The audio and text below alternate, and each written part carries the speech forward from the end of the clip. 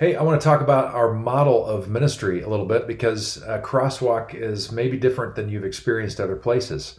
When I first arrived at our church in 1999, the church had gone through some really difficult seasons and it had really decimated the church. They were really, really hard things. I can talk more about that later.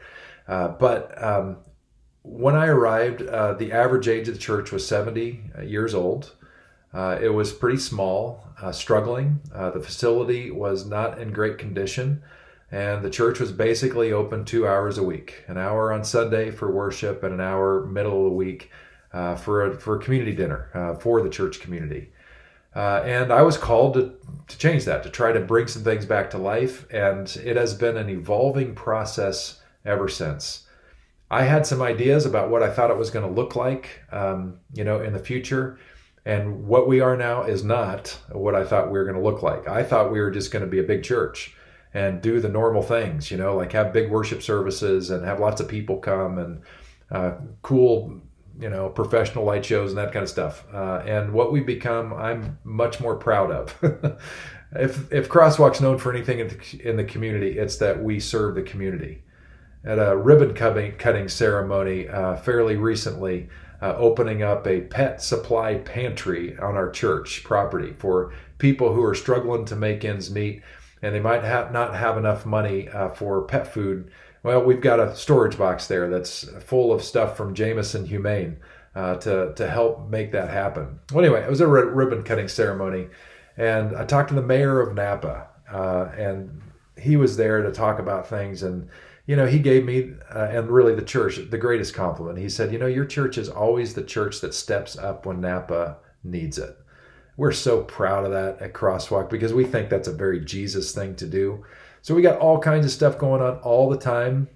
We use the facility and our campus far more for the community than we do for ourselves. And I think that's how it should be. It's not that we don't have a lot going on for our own people. We do. We have lots of ways to help people grow in their faith and understand things. And we still have our Sunday services, and I still lead a couple things during the week, and we have some Bible studies and that kind of stuff. But I am so proud that we have 42 recovery groups finding healing on our campus. I'm so proud that we offer affordable space to a preschool that does great work helping form these little children. I'm so proud that our larger spaces are used by nonprofits in the area because they need a large meeting space. And we look at these nonprofits as partners in the work that we're trying to do to make Napa a better place. I'm so proud that our gym is used by so many schools and groups to provide community and health and fitness and gathering, around sport. That's awesome. And of course, we're so proud and honored to be able to serve Napa whenever Mother Nature calls. We have made major renovations to our campus, largely at our own expense, to make sure that we can do a better and better job. Recently, over the COVID closures, we completely redid our locker rooms off of our gym because when we are an evacuation site, we wanted to make sure that the showers, the locker room areas were really, really nice and clean and safe and accessible for people with accessibility needs.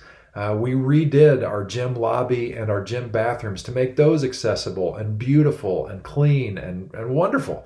So when we get these guests who are just, a mess because Mother Nature is called, if it's a fire or if it's another kind of storm or if it's an earthquake or what have you, that they're going to know that they're welcomed and that they're loved.